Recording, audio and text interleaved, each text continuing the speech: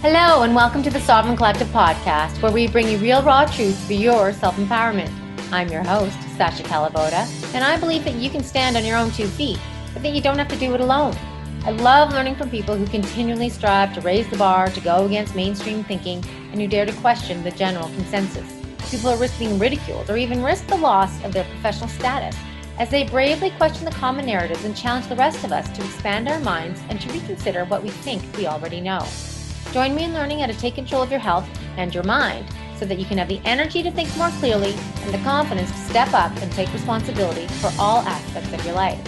We promise to never censor here because I believe you are strong enough to hear the real, raw truth to make up your own mind.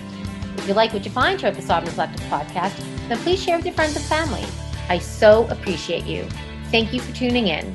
And now, on to the show.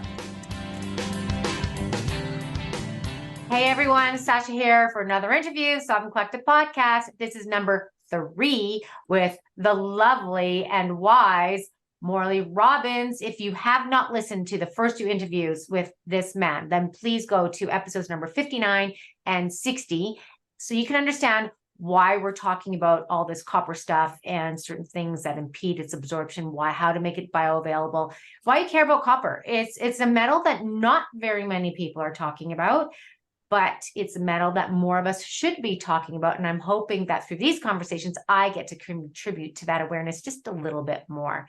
So we got an introductory stuff into it. And then last time we talked about his root cause protocol. So Morley Robbins is an author. I've showed this book before. I'll show it again. This is called Cure Your Fatigue.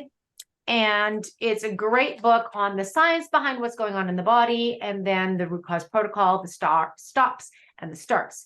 He also has a website called it's at rcp123.org or therootcauseprotocol.com, where you can actually see the whole protocol for free. You can download it, you can see it, and you could take advantage of the offerings that Morley provides there as well. And you can also see, you can get the book that way and learn more about that. Lots of excellent information there.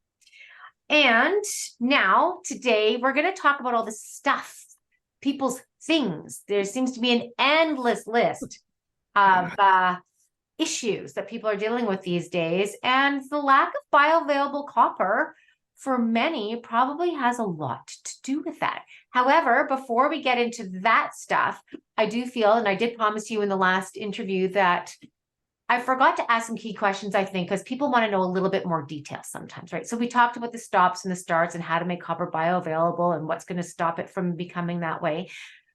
But I didn't get into specifics. So Morley, I want to talk about the dosing. So I know in your product that you designed, there's 2 milligrams of copper bisglycinate. Right. Now, is that a 1 a day, a 2 a day, a 3 a day? Do certain times of your life or situations require you to do more, do less? What is the dosing? What is too much? I'm taking 2 milligrams most days right now. And I'm wondering maybe I should up it or pulse it or what. So what about more details around that? Great question. So delighted to be back for number 3. Mm-hmm. There'll be a 4 and 5, who knows, as the questions build. But Yes. our ancestors back in the 30s, in their daily diet, were getting upwards of 4 to 6 milligrams a day of copper, according to the records that were kept back then. The what's considered a RDA, recommended daily allowance.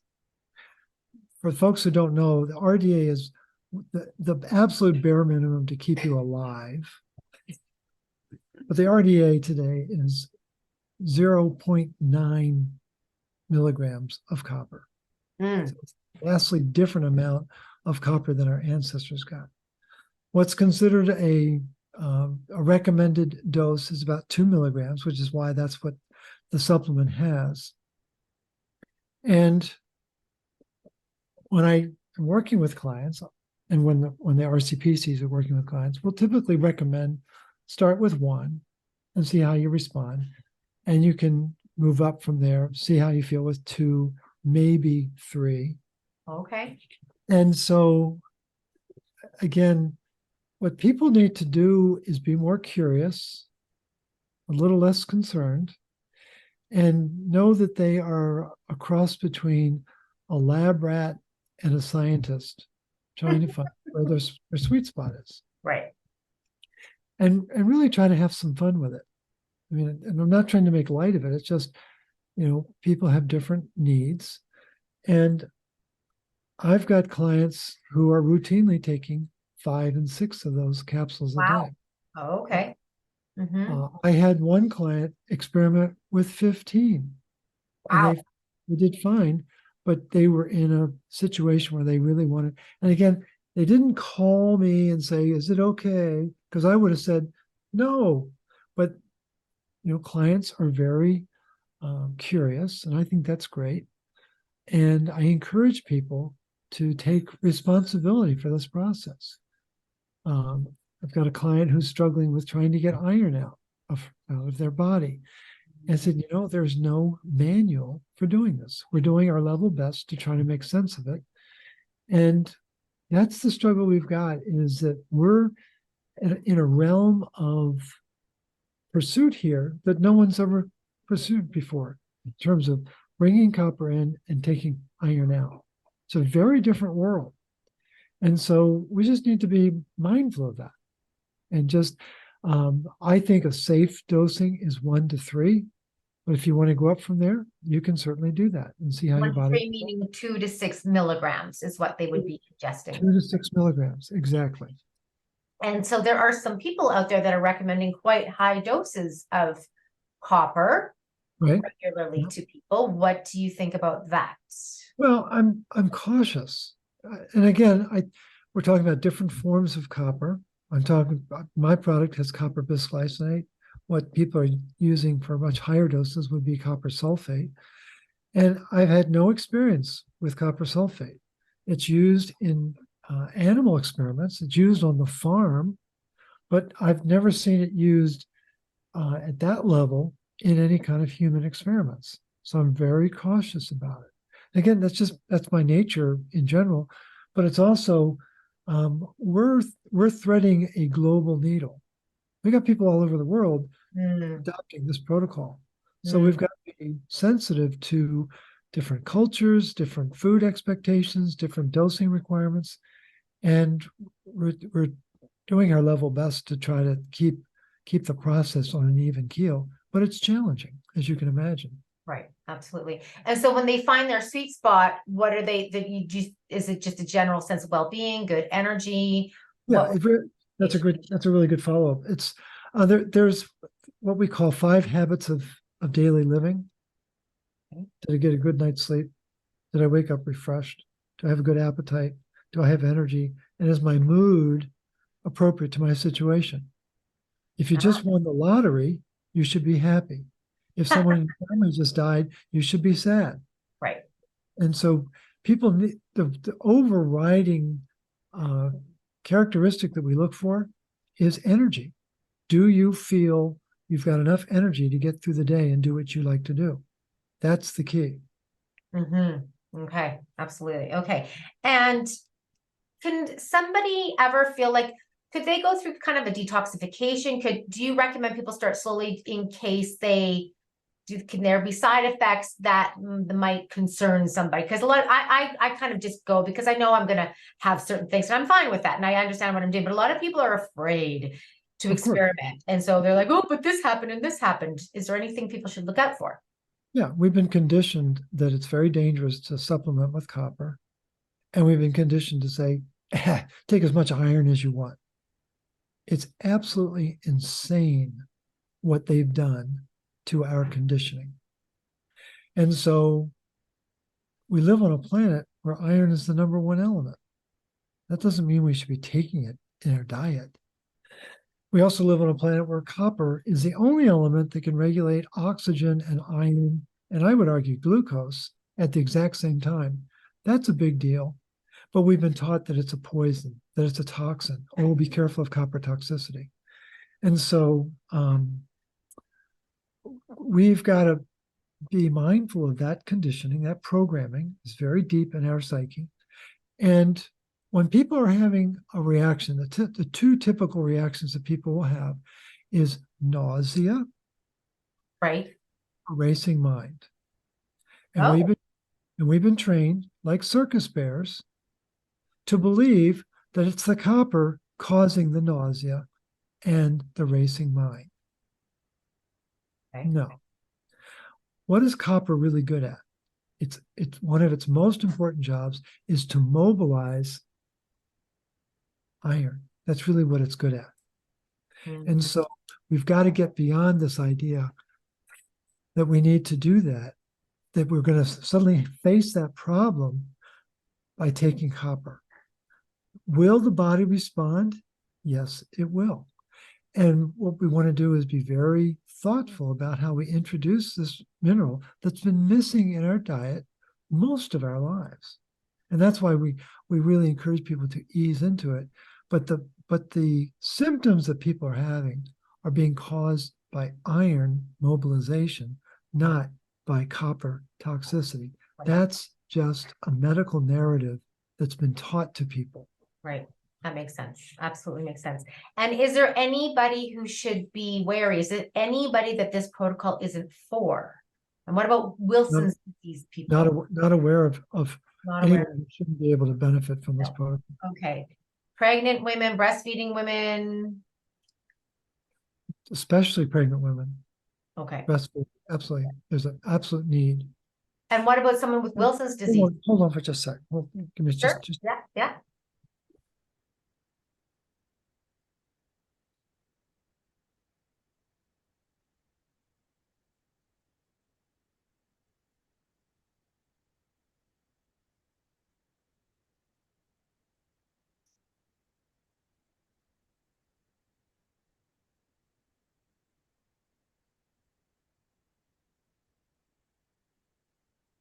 sorry about that. So the key is that what people don't realize is how affected our bodies have been by a century-long withholding of copper from our diet and a century-long withholding of magnesium from our diet. People, again, we've never been sensitized to how important minerals are. We don't know what they do.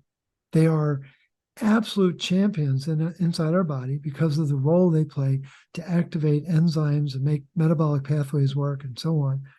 And that's all new information. Most people wouldn't know a mineral if they tripped over it. I mean, I was a biology major in college, and I barely knew what minerals were. I mean, I knew what the periodic table was. Right. I knew certain minerals were important, but on a biological level, on a physiological level, there was no training about that in my undergraduate discipline. And I've talked to hundreds and hundreds of scientists and clinicians, and they have this much knowledge about minerals. Wow. And so we're in this mineral agnostic world that wouldn't know a mineral if it bit them in the ankle. and people just don't realize how powerful they are, how important they are, and how suppressed they've been. Yeah. And it's just usually the typical reaction will be, well, Morley, if they're that important, surely my doctor would know. And Morley, if they're that basic, surely I would know. And in the beginning, that's what I began to realize is that we don't know because they don't want us to know. And I'm sorry, there is a they, and we're living out a script. To me, the most factual statement that exists on planet Earth comes from William Shakespeare. All the world's a stage. Oh, yeah. We are the players. Oh, yeah. Folks, we're on the stage, and it's a very stressful stage. And what we're here to do is learn our lessons, but help each other through the stress. And that's really what Sasha and I are trying to do, is give you additional information that no one's ever shared with you before. It's not readily available on the internet. Most of the information on the internet is garbage. That's my humble opinion. And so we have to have a level of discernment that why would I stick my neck out for 15 years and not have some sense of commitment to trying to help people?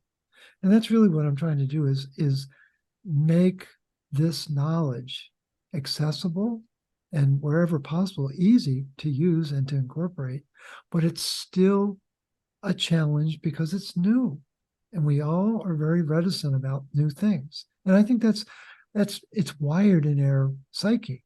We're designed to be very cautious, and I'm just encouraging people to be more curious than cautious. Yes, good advice there. And to where hopefully the copper gives the capacity for greater discernment, because the capacity for discernment these days is pretty low. To have higher levels of intellect, you need to have more energy. And what this protocol does is what's the name of the book? Cure Your Fatigue. And what I've heard consistently since the get-go, when we really started to hone in on this issue around bioavailable copper and the magnesium and the other factors, is people are like, I finally have my energy back. Mm-hmm. I've got a film producer who's struggled with diabetes his entire adult life. And he's now on the protocol, taking the Recuperate, taking several Recuperate. Mm. And he's the way he describes is, I feel like Spider-Man, like a spider bit me and I've got more energy than I know what to do with. Nice. For the first time in his adult life. Right. And so, again, I know that's an N of one. Everyone's going to respond a little differently. But what I find is that the people who have a quiet and steadfast belief in their body's natural ability to heal itself, they respond beautifully to this protocol. People that are constantly looking over their shoulder for the next snake under the rock, they're not going to do as well because they don't trust themselves and they don't trust their body. And so that's the spectrum of response. Most people are in the center, as we would expect, and they do just fine. But there's a tail of people who just take off like rockets, and there's a tail of people who struggle. Right. And that's the natural order of response to any stimulus. And I think that word trust that you used is very, very important. We need to trust. We need to trust the process. We need to trust the intelligence of this body. The design is far beyond anything that we will ever understand fully. We just need to trust and give it what it needs, and trust in even just creating your reality in this world. Just stop second guessing everything, getting lost in the minutia, and just give over. Let it happen. Well, it's interesting when 2020 happened and the world got turned upside down, we thought it was the end of the RCP. We really did. We thought this is it. We're goners. And what it's turned into is a springboard to more and more people waking up to, wow, there's more to the story. There's more information than I knew. And we're just trying to help people fast track their understanding about how the body really works. And the bottom line is there is a blueprint for our body, and it runs on energy. The body knows exactly what to do, but it's got the immune system, the metabolic pathways, all of the physiology that really runs our body runs on energy. And if you don't have magnesium, and especially bioavailable copper, no energy. Right. It's going to be sputtering. It's going to be restrained. And we were never designed as a species to have our foot on the brake as it relates to getting through the day. And that's basically how most people live their lives. Mm-hmm, mm-hmm, mm-hmm. Okay, one last question before we get into people's concerns. Sure. So the citric acid, the citrate, all these things that destroy the bioavailable copper. Yeah. At what level does that become an issue? Say, for example, like I have this amino acid drink, for example, this powder that I love. I don't take it every day, right, but I really enjoy how it feels in my body. But of course, all these powders always have citric acid in them. Mhm. All the liquid supplements always have citric acid in them. So if somebody is doing 1 or 2 doses a week, is that going to be different? Like, at what point is it really going to cause a problem? Or say there's 5 milligrams of zinc in this thyroid product, which they always put that in. Right. Like, at what point does it become a problem? Do you have to just no tolerance, or Good. how strict? That's fair. I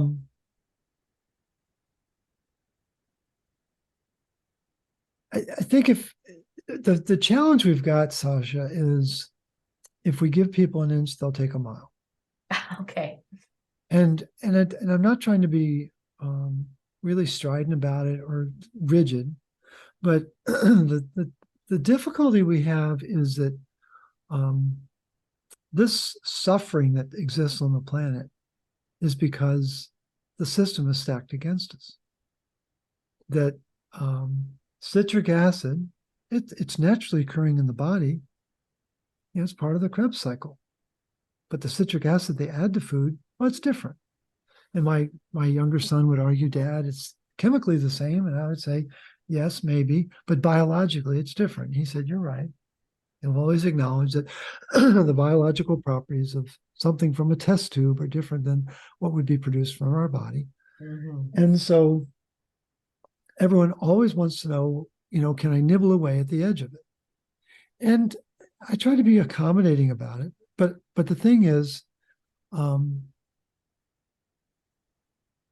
those substances like citric acid or zinc or whatever it might be, they begin to build up. And people lose track of how much they're doing. And so, again, I'm not taking the stance, don't ever do it.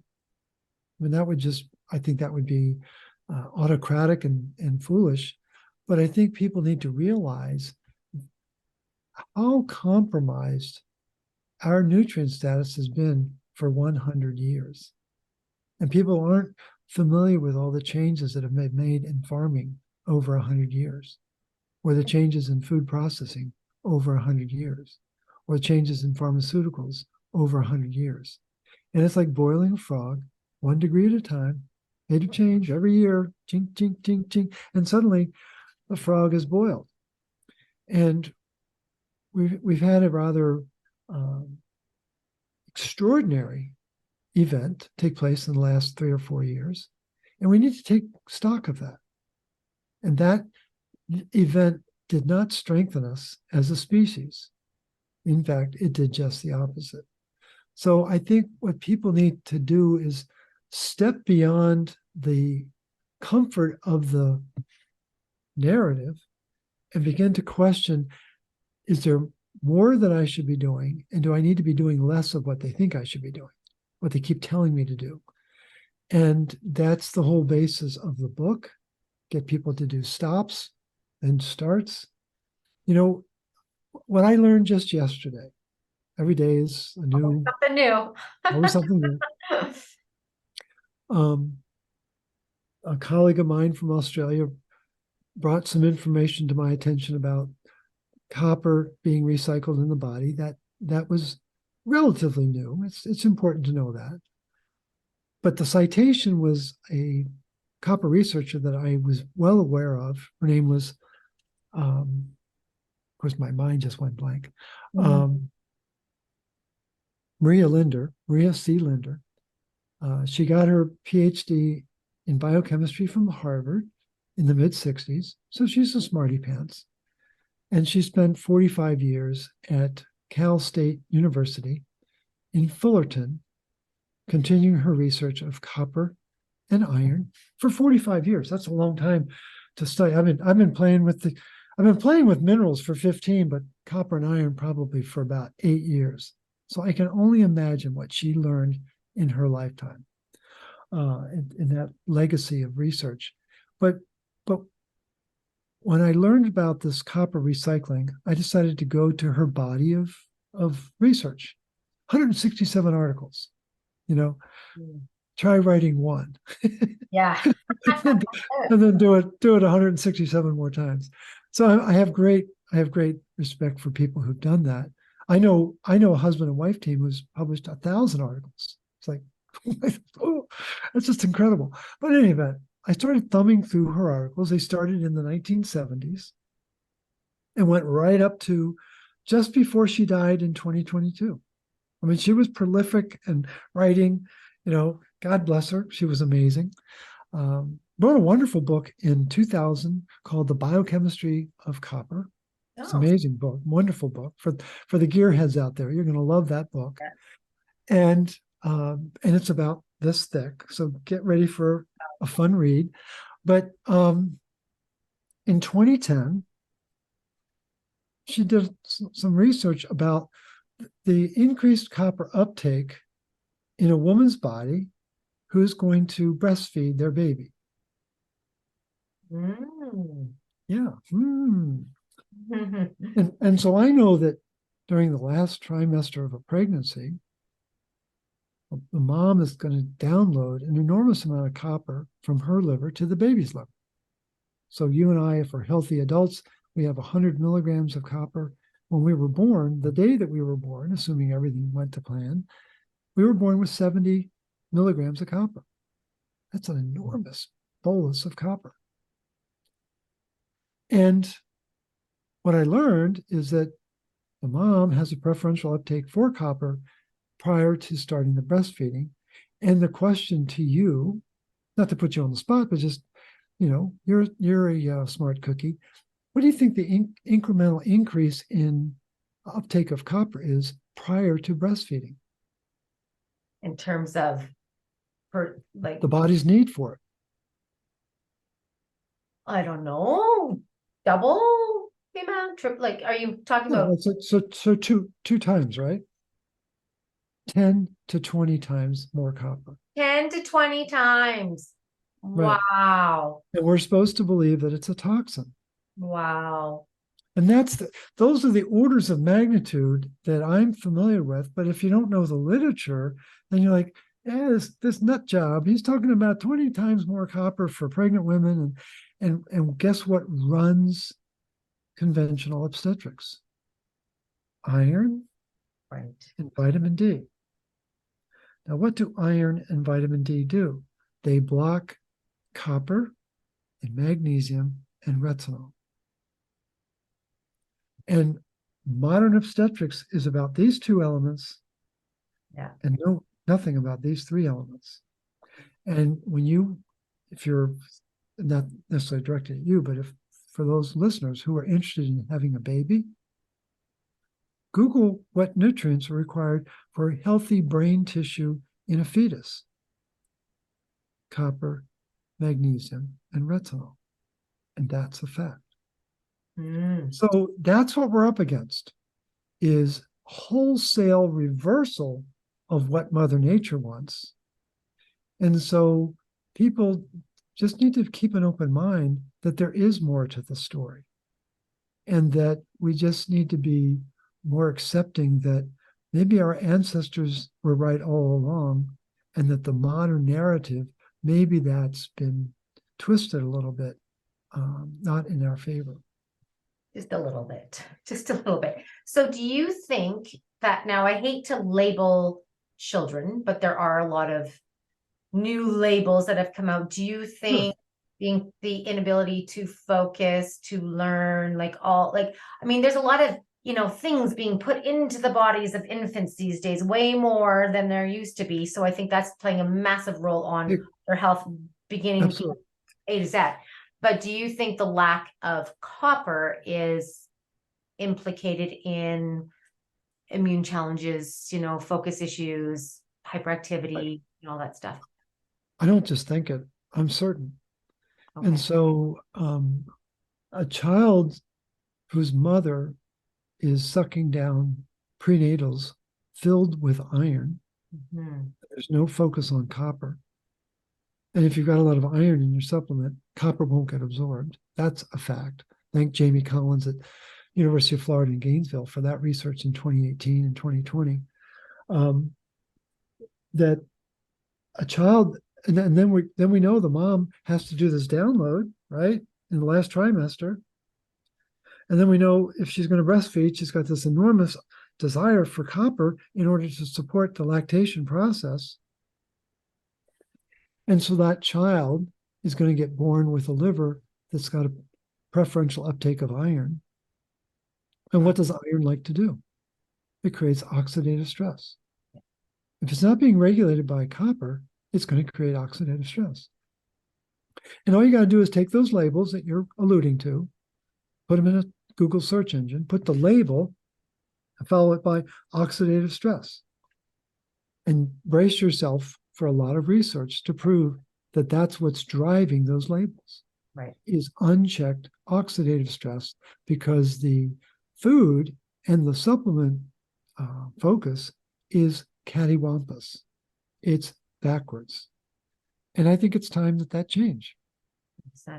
And so when people are looking to increase their uptake of copper through food, other than liver and whole food vitamin C, what would be the main things again to remind people? Or is there what else? Here's the challenge we've got. Okay. Copper has been the number one nutrient deficiency on the farm for 80 years. Didn't start last week, didn't start last year, didn't start in 2000. It goes way back. And why did it start 80 years ago? What happened then? I would think that what the argument would be was we're trying to increase yield and we're willing to sacrifice mineral uptake to do that. Okay. And we don't need to get into dastardly, oh, there's a plot. It's just, I think greed gets in the way.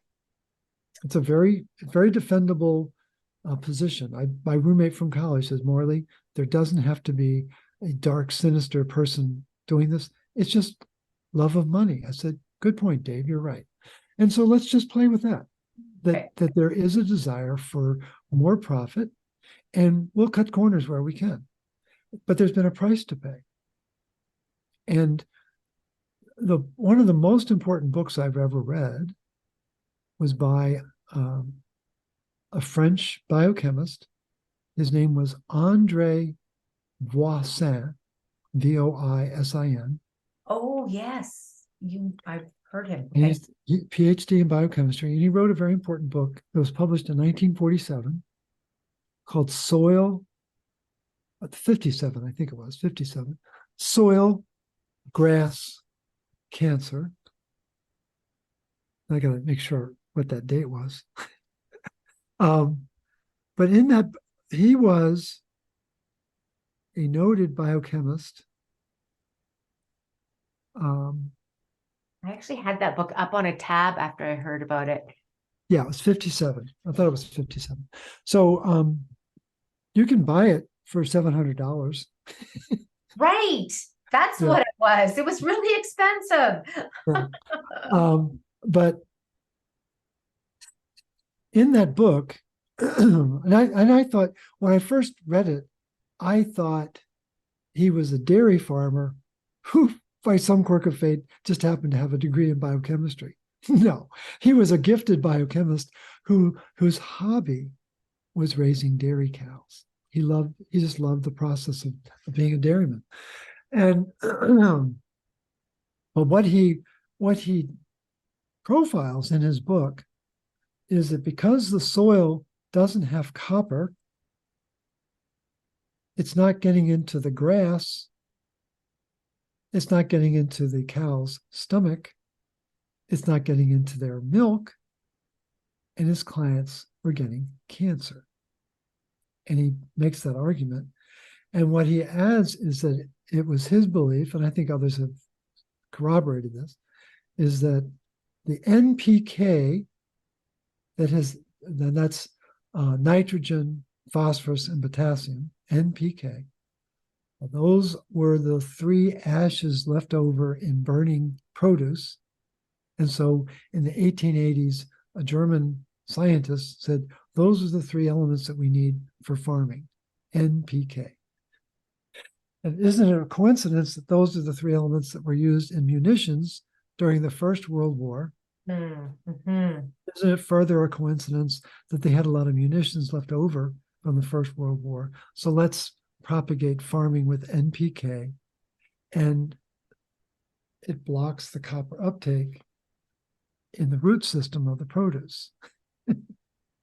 It's like that couldn't possibly be, but it's true. And so Dr. Voisin made that declaration in his book. Not a lot of people talk about it. And that's what started the copper deficiency on the farm. And then in the late 80s, early 90s, we had Roundup, the herbicide. Glyphosate is its formal name. What is glyphosate? It's glycine. It's a glycine amino acid with a nitrogen wart. And it is a perfect copper chelator. Now, it chelates many different minerals, but at a different speed, at a different power of removal. And so glyphosate removes copper 1 billion times faster than magnesium.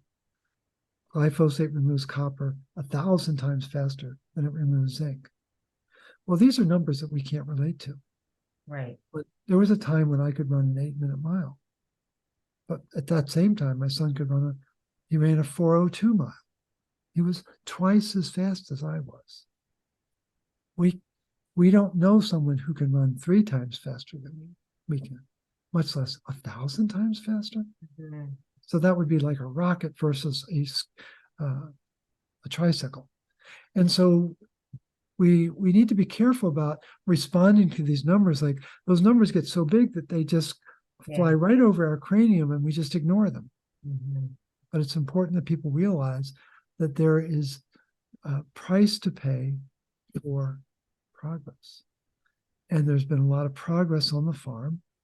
And a lot of things changed in the 70s. Here in the States, it was Earl Butz during the President Nixon administration. His hue and cry was get bigger, get out. And farming changed in the 70s. Very, very different order of magnitude, bigger farms, standardization, more control. And people don't think about that. I think about that. Food processing has changed a lot in 100 years.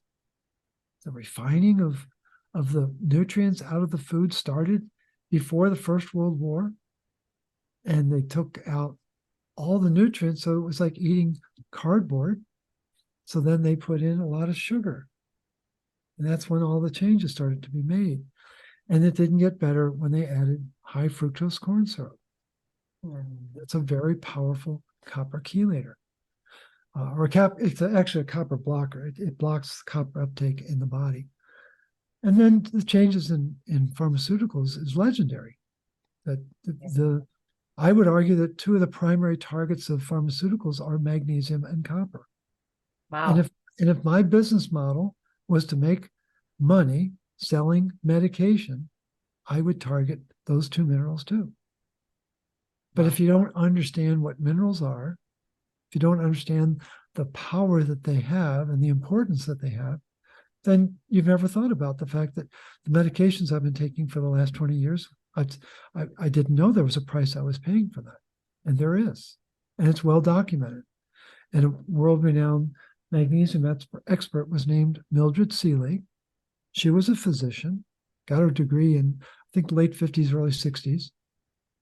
And she was a drug researcher. She started out working with Big Pharma. And when she realized that all the drugs that she was working on were causing magnesium deficiency, she switched sides. And she left Big Pharma.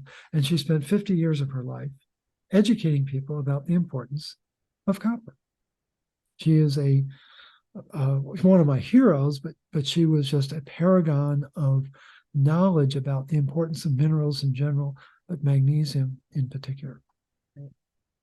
And so what you're saying then in the end for my question, then I kind of waylaid you, is that it's not really in much of the food, right? No, I think thank you for bringing me back on track. No, I think the challenge we've got is Michael Pollan wrote a book maybe 10 years ago. We're eating food-like substances. Right. They look like food, but they don't have the mineral content that our ancestors had because our ancestors grew their own food. Very different when you're tending your own garden. and you're going to be a little more attentive. And so there is a wholesale lack of minerals and nutrients, which is why we take supplements. But what we don't know is that maybe those supplements aren't designed for our best interest or optimal uptake of those nutrients, so that when we get a bolus of iron and zinc and this much copper, we're not going to get the copper. When we have a bolus of calcium and this much magnesium, we're not going to take up the magnesium. Right. When we get B vitamins made by coal tar derivatives, maybe they're not going to be as bioavailable as bee pollen. Right. And so all these little changes add up. And one of my colleagues has taken my training, but she's a nurse and a very astute consultant in her own right. She did something no one had done. She took a supplement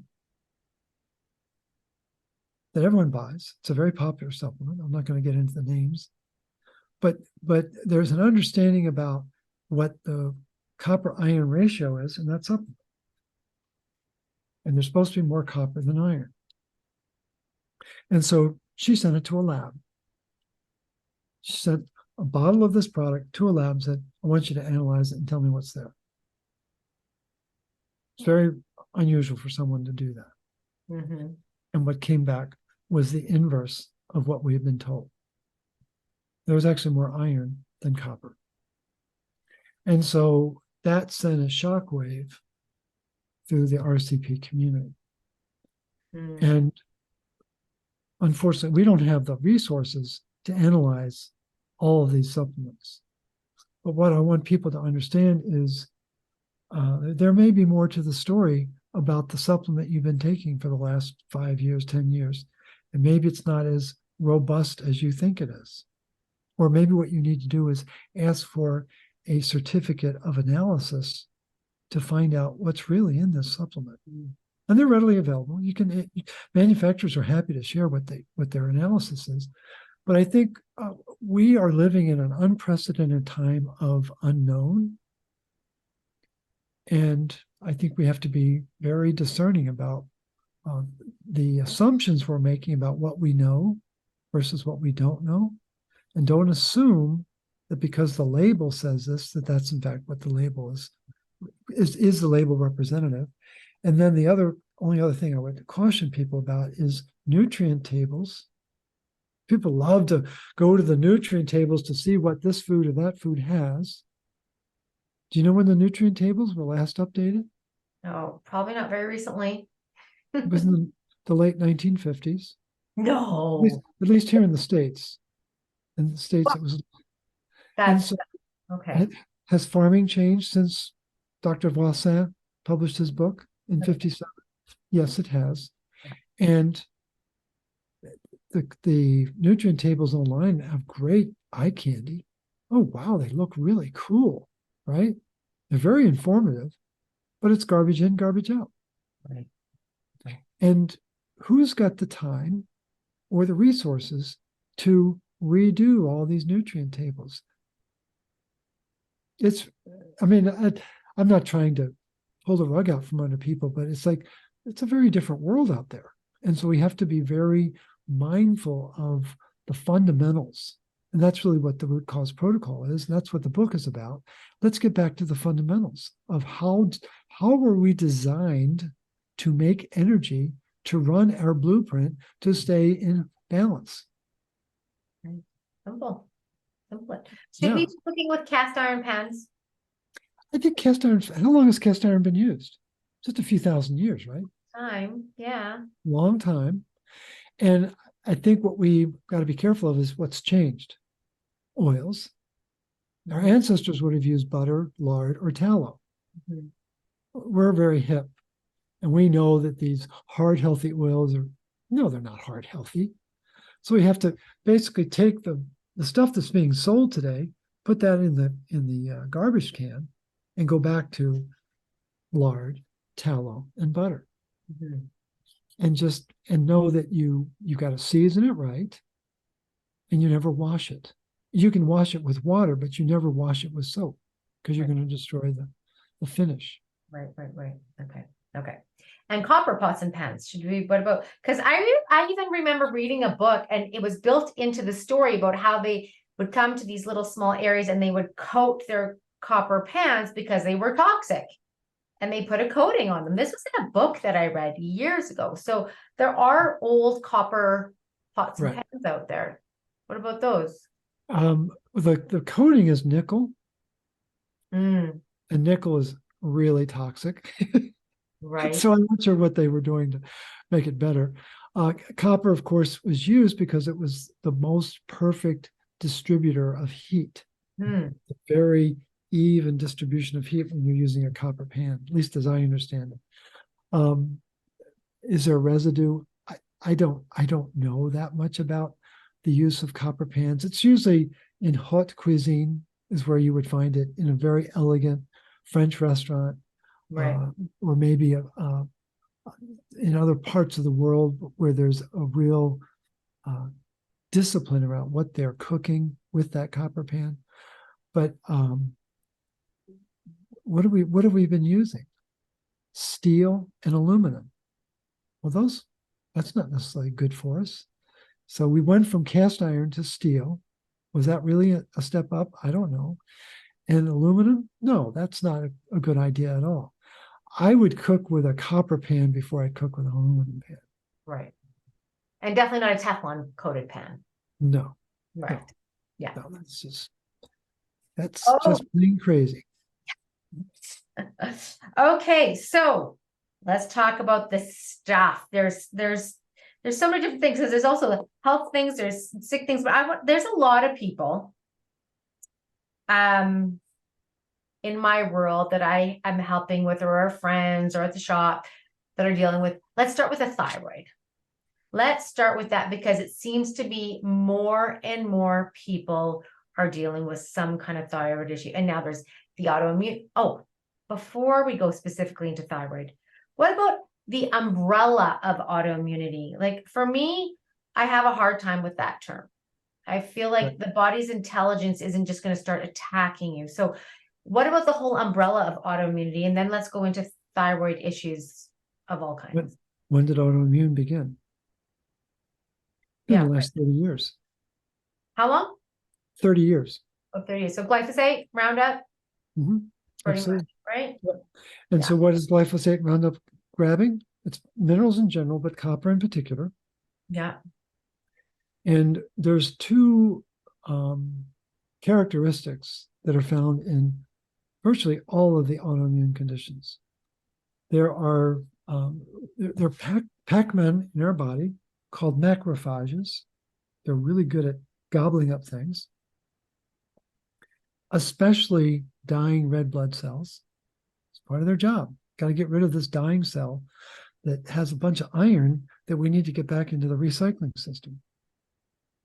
And so characteristic number one is when a macrophage has a lot of iron, it's going to store it in something called ferritin. It's an iron storage protein. It's kind of like an ATM machine, but iron in, take it out, iron in, take it out, iron in, take it out. So most people don't put money in their ATM, do they? We just tend to take it out. But what is characteristic of autoimmune is something called hemosiderin. So hemosiderin is another iron storage protein that can hold 10 times more iron. That's a big number, folks.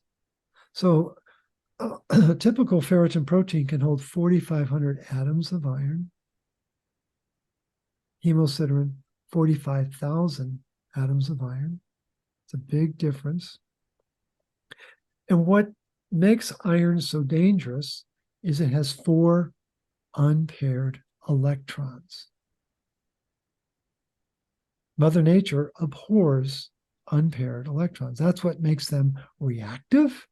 That's what causes iron to create what are called reactive oxygen species, because it has a magnetic attraction for oxygen, and they're going to change electrons, and you're going to create alternative forms of oxygen. They're called oxidants. Accidents with oxygen is an oxidant.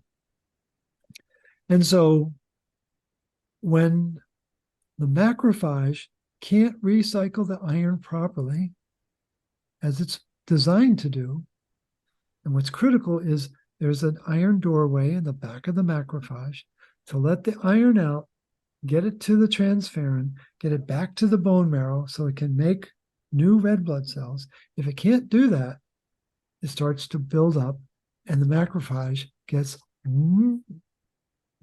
full of iron. Mm-hmm.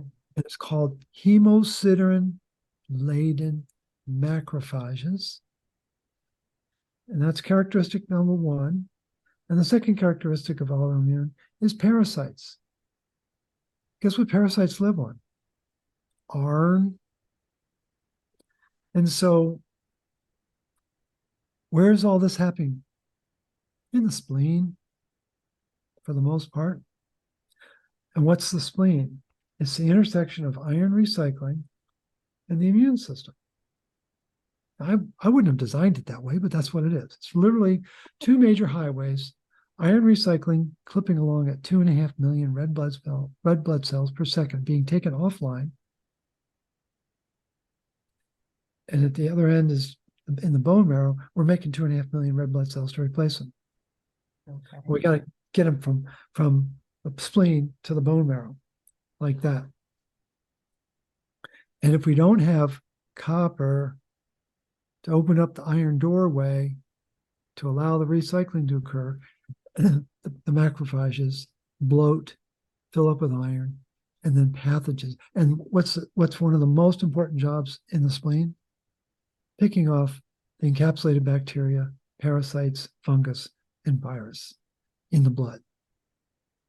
And that's done in an area called the white pulp. It's leukocytes that are designed to do this.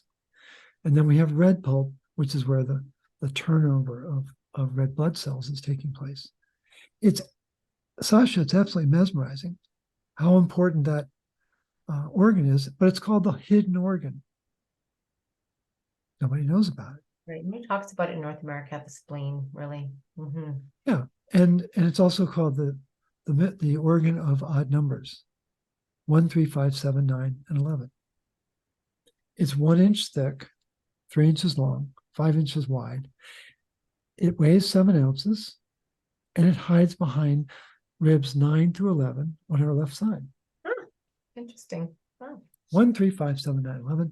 And under stress, know anybody under stress? Under stress, the spleen goes from 7 ounces to 7 pounds. 7 ounces to 7 pounds? Mm-hmm. And when it's under stress, it doesn't function right. Well, no kidding. And so it's going to 7 pounds because it is storing iron? Yeah, granulocytes, and they're going to have iron in them.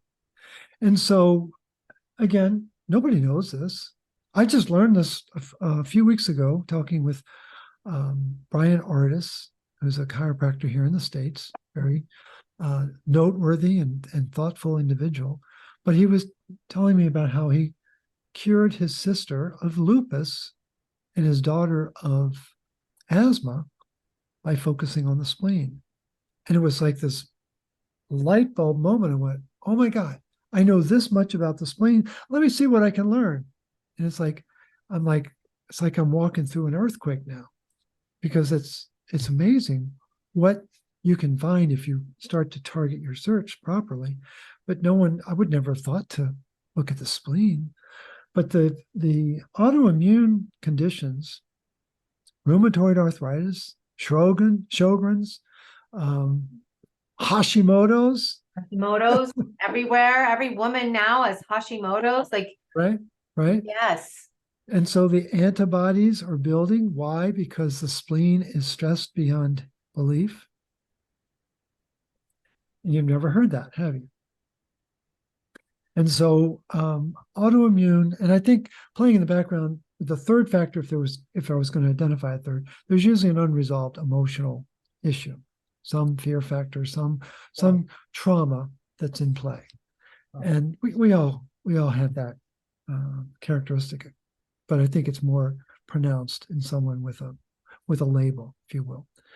And so I think the spleen has, as I'm coming to piece it together, I think the spleen is behind autoimmune, metabolic syndrome, cancer, you name it, behavioral health.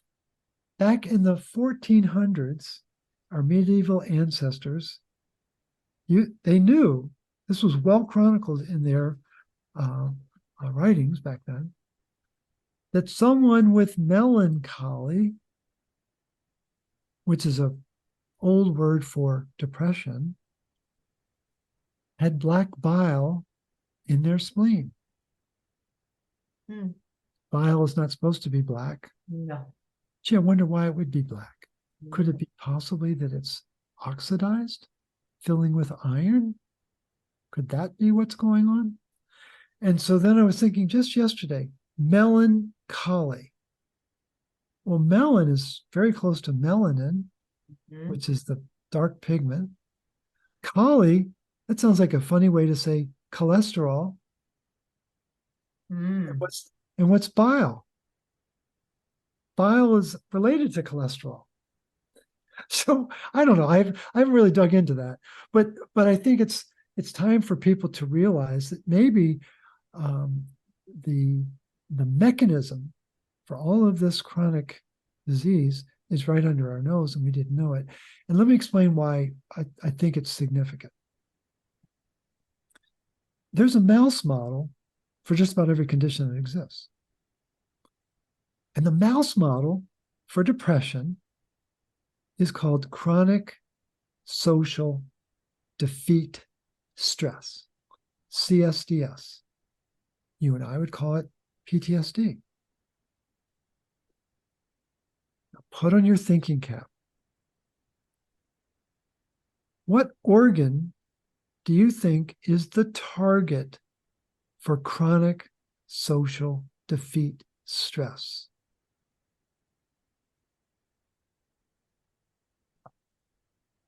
The brain. I don't know. The spleen. The spleen. Okay, let's the spleen because you're on the spleen, but okay. Yeah, it's not the adrenal glands. Oh, okay, right.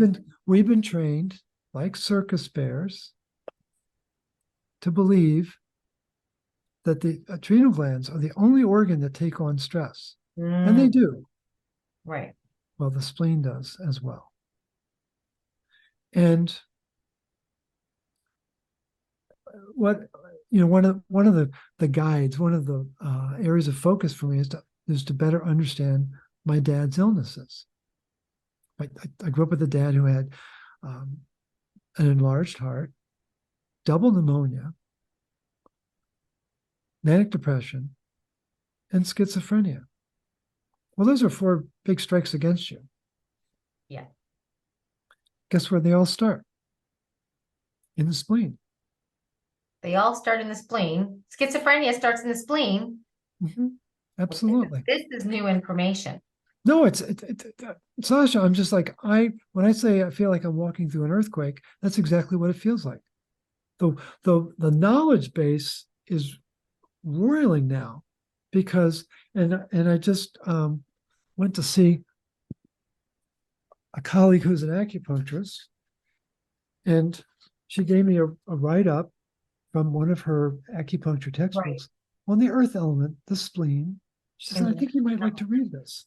Yeah, no, that's the thing, because I live by the 5 element theory of Chinese medicine. So the early summer's heart, the later summer's spleen, but it has a lot to do with digestion from a absolutely Chinese medicine perspective. That's absolutely true.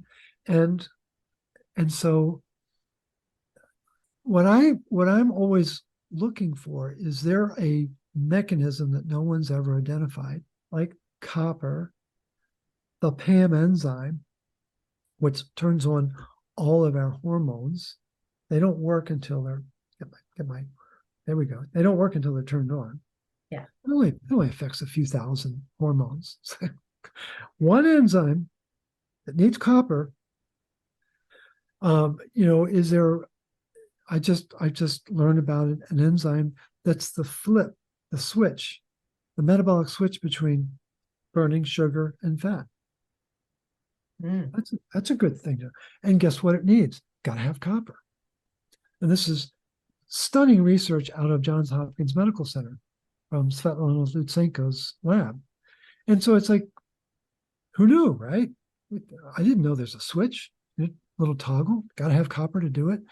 And when you have non-alcoholic fatty liver disease, it's because that little switch isn't working right. And the liver is taking on fat because it can't burn it. It's storing it instead of burning it.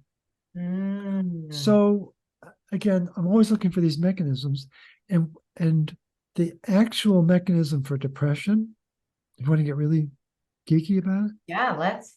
It's something called NKG2D. NK for natural killer, G for group, 2D. And when NKG2D doesn't work properly, it's a receptor, you're going to get depression. It's well established now. And don't you know that Big Pharma has your back, and they have a drug called ketamine, ketamine. And if you'll just take our ketamine, your depression is going to go away.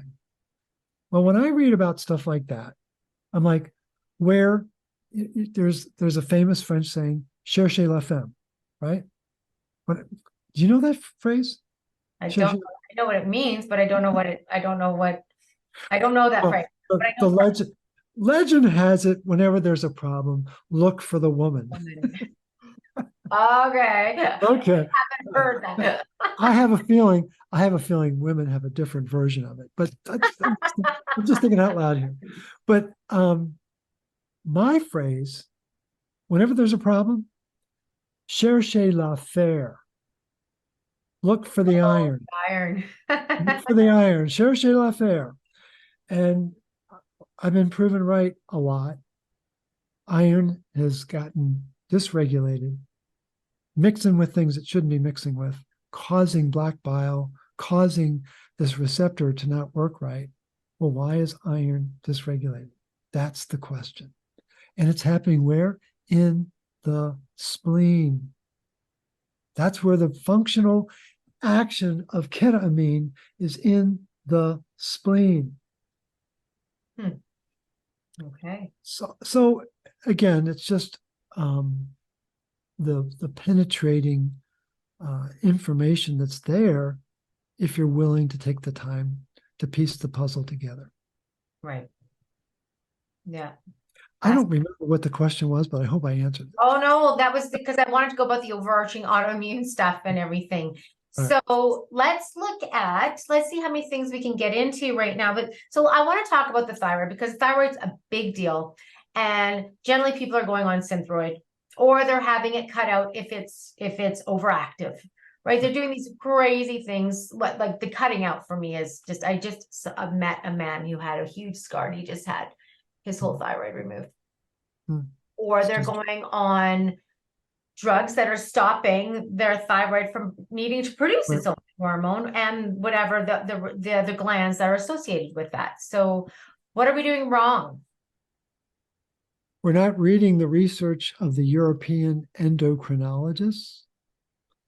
A famous one is Jens Mittag, Mittag.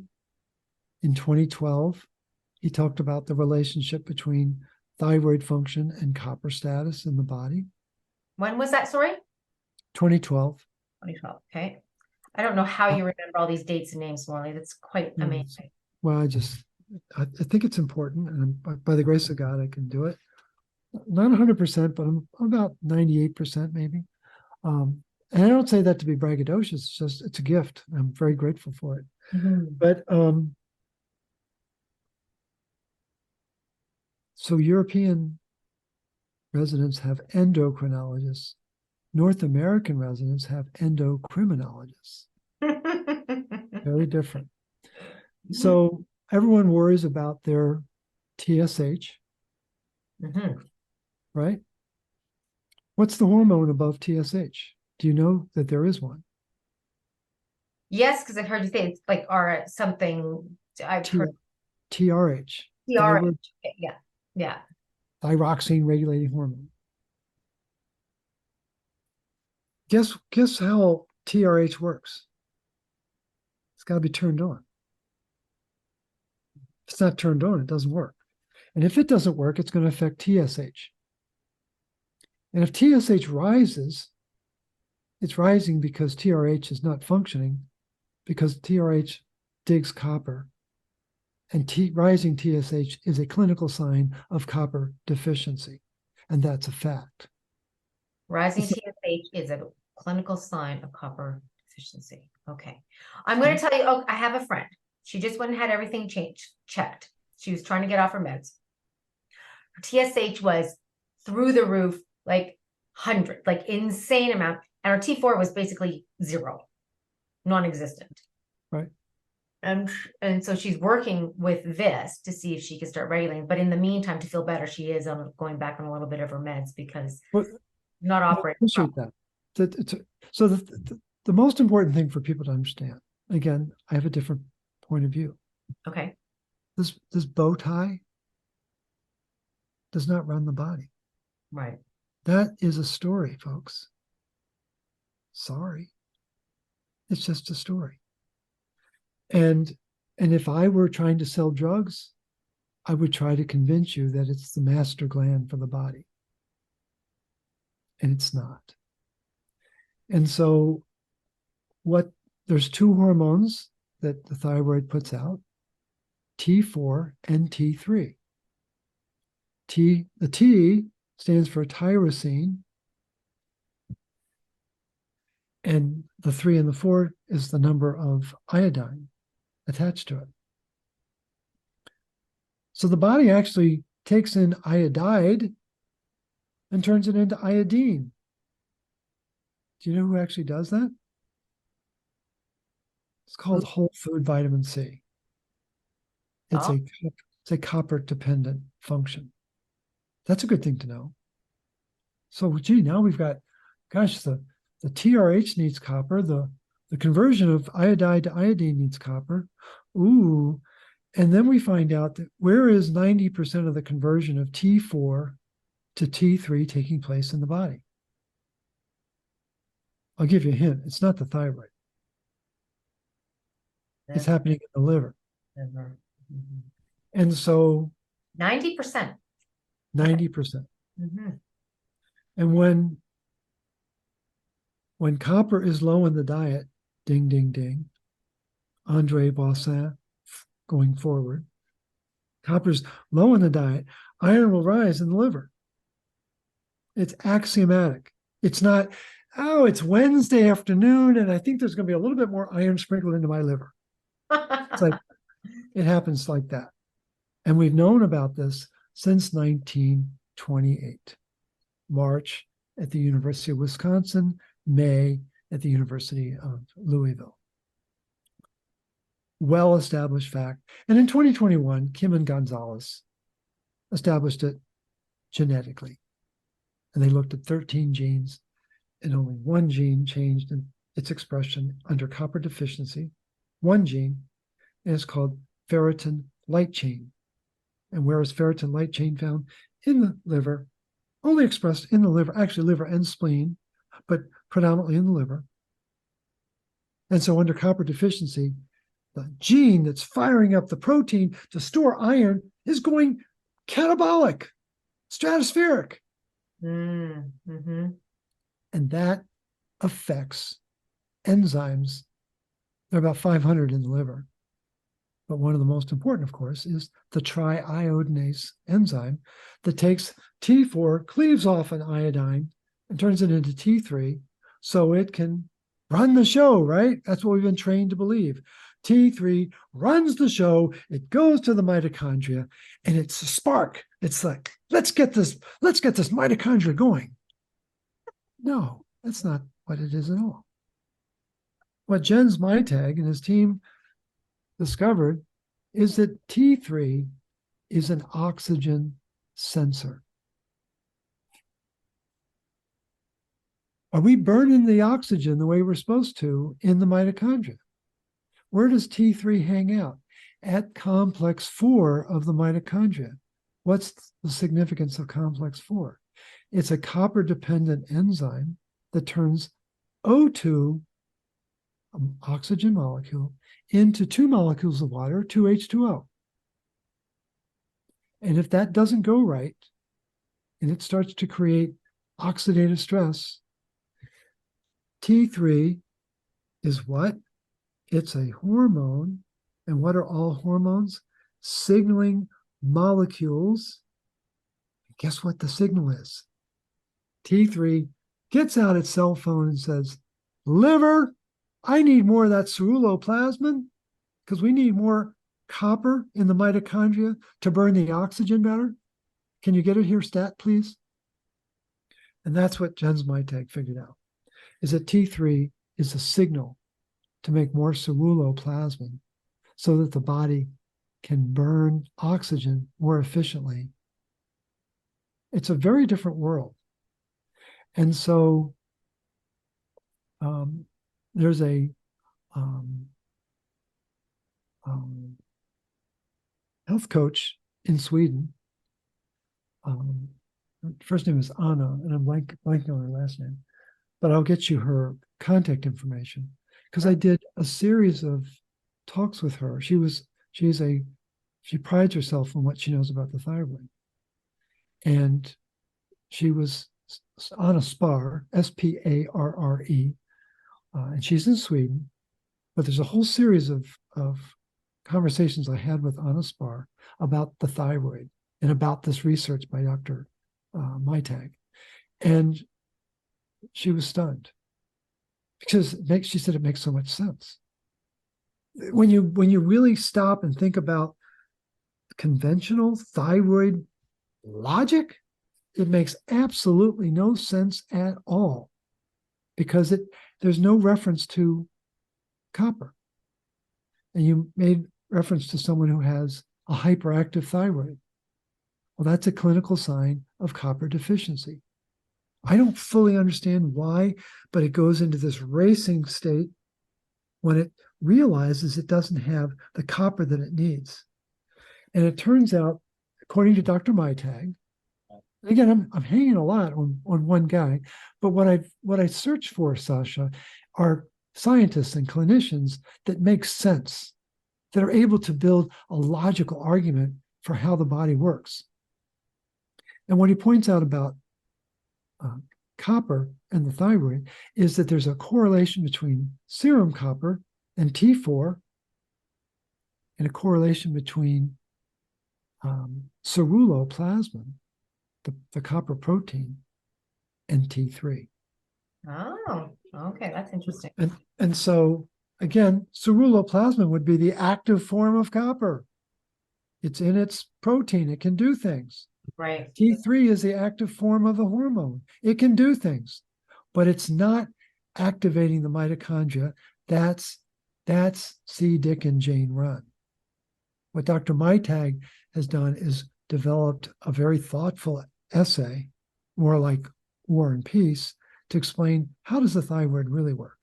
And let's get beyond this farcical narrative that, oh, this bow tie runs my body and I must worship and alter. And when I knew we were onto something with the RCP, because it was trepidatious in the beginning, you're bucking the system. All you got to do is look at the stops and realize, wow, this guy took on the whole, not just allopathic, but alternative paradigm. Yeah, totally. And so when people started saying that they stopped taking their thyroid medications because they had so much energy, I knew we were onto something important. Now, I'm not here to say that RCP is a panacea for every thyroid problem you've got. But again, stop believing in the bow tie as the regulator of the body. It's actually bioavailable copper. That's way more important. And begin to understand how the body makes energy. That's what the book's about. And the protocol takes the knowledge of the book and applies it. It's where the rubber hits the road. And go low and go slow. Right. Go low and go slow. And you're the cross between the lab rat and the scientist. And just be curious about what you're learning as you begin to experiment with your body. And really just have a degree of courage that your anatomy and your physiology was divinely designed to keep you in balance. What you didn't know was that they had been that the nutrients that were essential had been perfectly removed from your soil that's growing your food. You just didn't know that. And such an important contributing vitamin, that vitamin A, the retinol, Absolutely. right, also being removed via the idea that we should be vegans and vegetarians. So that vitamin A would be really important Absolutely. for the thyroid patients. So what do you have to say about, it's a touchy subject, right? It's the trend. We're going to save the world. What is your message out there for vegan and vegetarians? I have met some that are willing to do cod liver oil. They won't eat the meat, but they'll take cod liver oil. I'm like, okay, that's a start. Have some grass-fed butter, cod liver oil. I've got a couple dozen vegan clients who regularly take cod liver oil. Right. Again, we live in an era where everything has become a religious war, and we become polarized about everything. Right. Why do things become polarized? Because they have more iron. Society is more, no, seriously, society is more polarized today than it was 50 years ago. Yeah. And so if you and I disagreed about something, it isn't just that you're wrong, it's that you're evil. You know, you don't see it my way, well, then you're an evil person. And that's what people are doing now. That's such an extreme response to, hey, let's talk about it. Absolutely. It's either this way or this way, and there's no middle ground, and there's no room to come together, right? It's this false dichotomy that's created in every situation these days. There's a very popular nutritionist, and I've tried for years to talk with him, just privately, not even online. And I saw him at a meeting last year, and I said, I really think we need to have a conversation. And he had this look of anguish in his eyes, and I said, what is it? He said, well, I just don't agree with you. I said, all the more reason for us to have a conversation. Let's talk, right? Talk, exactly. Yeah. And so it's just, let's see what we can learn from each other. If you have knowledge that proves I'm wrong, bring it on. Right, exactly. Right. That's the exciting part. Yeah, exactly. I live for people to bring me information that I've never seen before, that's disruptive, that's jarring, but it doesn't happen very often. And again, I don't say that to be obnoxious. It's just, I try to be very careful about what I learn before I start to speak about it. Right. Fair. That's responsible. Okay. So there's so many things to talk about, Morley. We're going to definitely have to be doing more. This is going to be an ongoing thing, because I want to talk about general just aging gracefully and, metabolism and how, like, you look at the people on the beach in the 70s and look at the people now, but I don't want to talk about that today. There's just a couple other things also. You don't want to talk about it today, but I've got the article today right here. Oh, okay. That's your article. Because there's other things. Okay, we're just going to have to talk. I also want to talk about Lyme, though. You want to talk about Lyme? Let's talk. I want to talk about Lyme because I have known so many people devastated by Lyme, whether it is actually Lyme. I don't even know the whole story, what the truth is around Lyme, to be honest. But I know people's lives have been devastated by it. Absolutely. I do too. Yeah.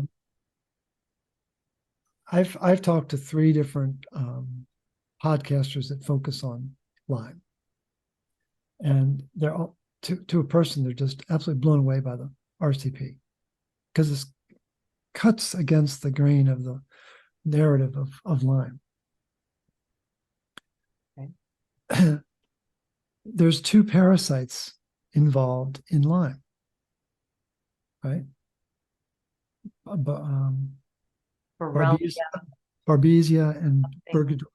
Then there's another one. I'm embarrassed, I can't think of it. But the point is, there's 2 parasites. Put on your thinking cap. Where do you think those parasites are supposed to be removed from the bloodstream? Where? Mm-hmm. Liver, the gut, and the liver. Well, through the colon and the liver. The spleen. Oh, the spleen. Okay, the spleen. Yes, the spleen.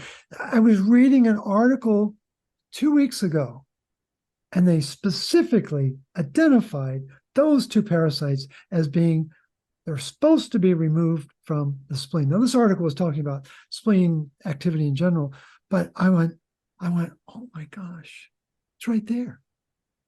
And so, again, it's hard for people to imagine this 2.5 million red blood cells a second being taken offline. You and I have been talking now for almost an hour and a half, times 60, times 2.5. And while it's doing this, it's got to keep track of the pathogens. And so I always tell people to go back to, in your memory bank, Lucy and Ethel at the chocolate factory. And then the managers walked out and said, "Speed it up, boys." And what people don't know is that if the blood has a magnesium deficiency and or a copper deficiency, this 2.5 million, that's predicated on the red blood cell living 120 days. That's the lifespan of a red blood cell. If it's missing copper and or magnesium, it goes down to living 20 days. So you've just increased the speed of turnover 6-fold. So if you're like this, a hamster on a wheel, worrying about the aging red blood cells, is that going to take you off your game with the immune system? I think it does. And what is the spleen all about? It's got to have the energy. And what's the predecessor condition before we start talking about all these different conditions? Hyposplenism. Underactive spleen doesn't have the energy it needs. And so when it goes from 7 ounces to 7 pounds, that's crazy. It's crazy. And then what does it do? It collapses. And that's the work of Hans Selye back in the 50s, 60s, and 70s. He only did 30,000 lab experiments. He only published 45 textbooks, not little novelettes. 45 textbooks and 750 articles. You talk about someone who was possessed. And what he learned, what he established as fact, is that there's an alarm state, there's a resistance state, and there's exhaustion. Every organ responds that way. Okay. So again, we have been taught a narrative that ever since Louis Pasteur, there's a pathogen that got in my soup, right? And now I'm sick. Yeah. Guess where that pathogen was supposed to be taken out? The spleen was supposed to take it out. And so what was pasteurization? A way to bypass the spleen. I came across an article in the New York Times talking about the connection between melancholy in the Middle Ages and Pasteur in the late 1800s. And that our ancestors knew how important the spleen was. And here's the irony of all ironies. What is milk? It's white blood cells. What is raw milk? Healthy white blood cells. And guess what they nourish? The spleen. And guess what pasteurized milk does? It doesn't nourish the spleen. No, it doesn't nourish anything. 50 enzymes are removed when you pasteurize milk. 50. Ceruloplasmin, lactoferrin.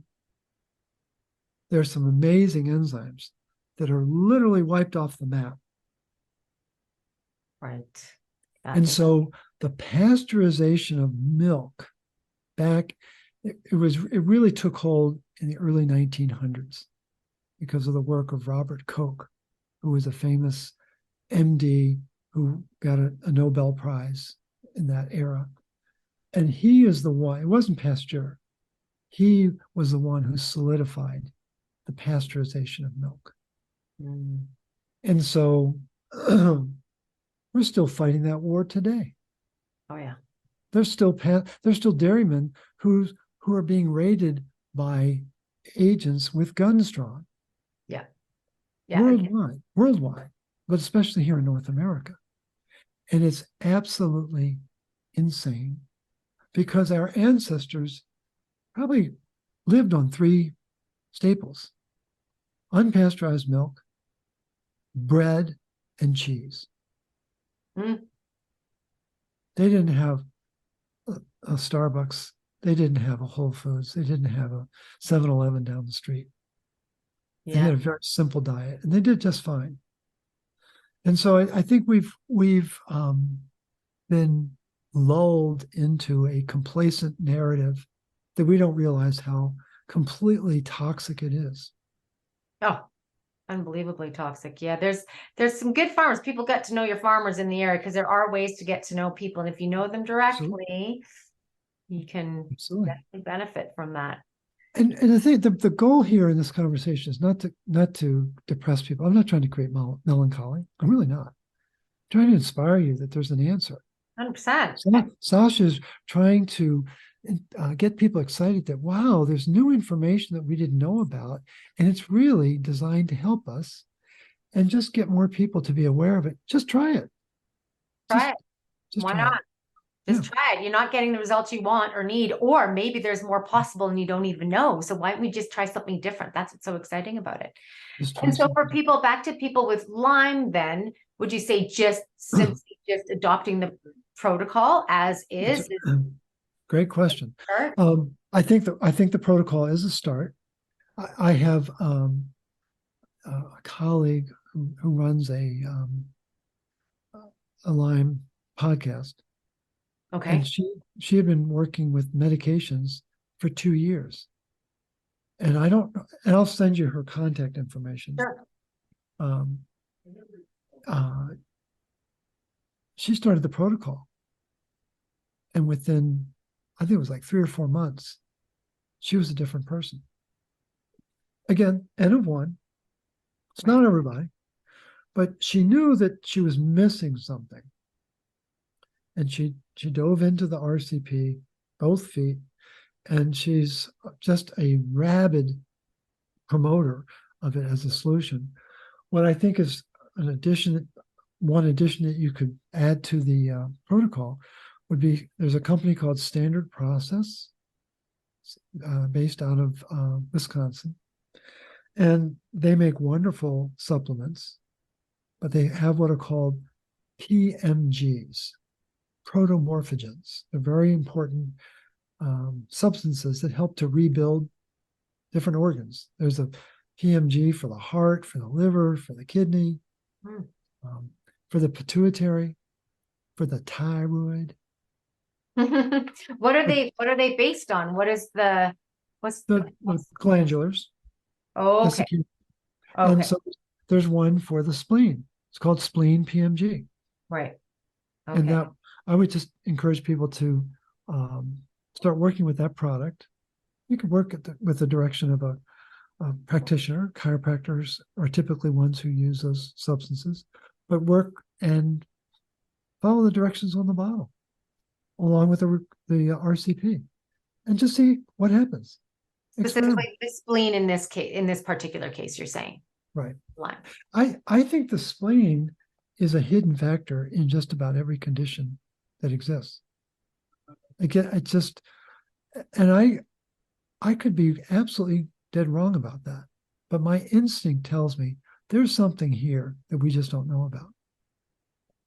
And the emotion associated with the spleen is worry. Just think about all the worry that people, I mean, kidneys are here, but the worry of the spleen, absolutely. A lot to worry about these days, which are definitely going to be impacting. And when we talk about chronic social defeat stress, wouldn't that be an interesting way to describe 2020 through 2022? Totally, 100%. Yeah. And if that mechanism of stress is targeting the spleen, nobody was talking about that, were they? No. So I don't think we're gonna have time. I'm probably gonna have to wrap it up because you got to get going soon. Because I want to bring the Lyme question into the parasite thing because that's another thing that is rampant around me right now. The amount of parasites that people are dealing with, and I do understand that parasites will definitely feed off of iron, but I'm pretty sure they're feeding off of other excess Well, metals that are not there. Right. So there's a very important animal farmer in Australia. She's no longer with us. She died in 2015. Her name was Pat Colby, Coleby, and she wrote many books, but 4 in particular: Natural Goat Care, Natural Sheep Care, Cattle Care, and Horse Care. And in those 4 books, she talks about parasites in all 4 books. And she makes the following assertion: any animal, we are all animals, any animal that is copper deficient will have parasites. Any animal that has parasites is copper deficient. It's an axiom that she absolutely lived by. And back in prior to the 50s, farmers, especially down under, would use copper sulfate. And they knocked the parasites out. And then after the war and in the early 50s, big farmers said, boy, have we got a solution for you. We've got something that's so much better than copper sulfate. Just throw that away. And they had what are called chemical tranches. And for about 10 years, animal farmers started to work with these chemical tranches. And they were completely ineffective. And animals were dying. The parasites were not dying. And they went back to the copper as the solution. So we will never get rid of all of our parasites. We will never get rid of our bacteria and our fungus and our virus. We are meant to have these organisms in our body, but they're meant to be under regulation, meant to be some degree of harmony and homeostasis. And the original antimicrobial element on planet Earth was copper. Silver is just a recent phenomenon. And why was silver being used? Because they knew people were copper deficient. So then they introduced silver. Well, there's a catch on silver. Sorry, it kills the mitochondria. And people don't know that. That's interesting. Because there's some there's compelling I proof respect that they talk a lot about colloidal silver. I've been using it for decades. Of course. Absolutely. Yeah. Absolutely. And it's legendary in what it does. But what did they not try? They didn't try copper. And so I give NIC credit, the folks who make colloidal silver, they now make a colloidal copper. Yeah. It's a great product. Yeah. But the thing is, I think there's multiple forms of copper that you can use. And I encourage people to try that colloidal. I encourage them to try the copper cream from Reverse Skin Aging. And I encourage them to try the Recuperate, that I think is a very bioavailable form. We are so under-mineralized as a species. It's really quite alarming. Oh, it is. It's If you don't know about minerals, you don't get worried. I get worried. Yeah, I get that. I'm actually teaching a course on minerals next month at our shop, because from trace minerals to all sorts of stuff. So, okay, 2 things. Do you get people reporting the excretion of worms when they go on the protocol much? Do you hear that as a... Absolutely. Yeah. Okay. Yep. And did you ever find out about the transdermal nature, if there is any, of the colloidal copper? Transdermal. Does it get absorbed transdermally, the colloidal copper in the skin? Oh, the reverse skin aging copper? Not the reverse skin aging, the colloidal copper. I did not get that confirmed. Okay. I will follow up with Seth, one of the owners of the company, Okay. and try to get a scientific answer to that question. I apologize, Okay. but my instincts would tell me yes. Yeah. But let's get a definitive answer from the company. Okay. Okay, Morley, we're going to have to do more because there's just so much to talk about. And there's so many things because I really want to talk about, like I said, other issues.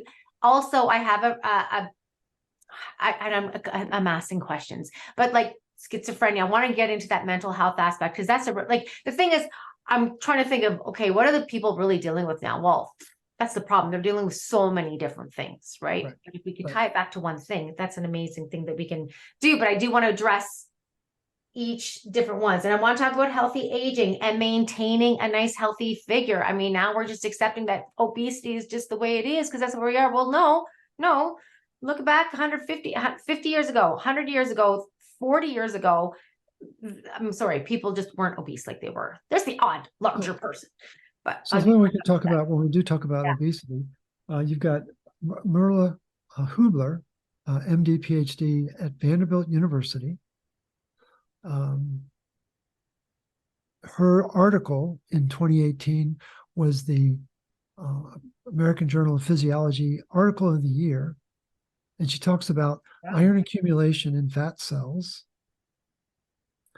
And that's what's contributing to obesity. There's macrophages in the fat cells that are supposed to be gobbling them up and keeping them trim, and it loses its function. And a year later, we have Svetlana Lutsenko at Johns Hopkins University does research on this enzyme SSAO, which is copper dependent. And if SSAO doesn't flex its muscles right, you will become obese. So we have two sides of the same coin. We've got copper deficiency, iron overload. We're back to the same model, different mechanisms, but the same mineral dysregulation that's driving that one. And there are many others, but that's a very notable one in society today. And I would love to talk about that further. Okay, I'd love to talk about that too. That's the thing. I mean, if you just get that dysregulation, then you're going to get oxidative craziness and metabolic nightmare. And it makes sense. It's just going to affect everything, really. So are these conversations making sense? I mean, are they helping, do you think? Oh, I think so. For sure. Okay. For sure. Yes. I mean, I really appreciate the chance to have this kind of dialogue. I just want to make sure people really find value in it. And, I'm getting great feedback on them. Definitely getting feedback. Good. And so I'm going to say, everybody, thank you very much for joining me. This is number 3. I look forward to number 4. I'm going to start amassing more questions. I do have a few and I keep putting them in random places, but I want to put them together because Morley's also offered to do a Q&A. So if you have very specific questions to your personal situation, then please send me questions and we can definitely go into more detail around that as well in one of our future conversations, because Morley is so generous at this time and I really, really appreciate it. I enjoy the dialogue. I enjoy the questions. You stimulate the neurons to make sure I'm pulling the knowledge together in the right way. Thank you. Thank you very much. Okay, guys, share this. Please share this with your friends and family and try applying a few things and even give us some feedback if you're implementing some of the aspects of the root cause protocol, see if you're getting any changes in your life. Okay, everybody, have a healthy, lovely day, and we'll be back again soon.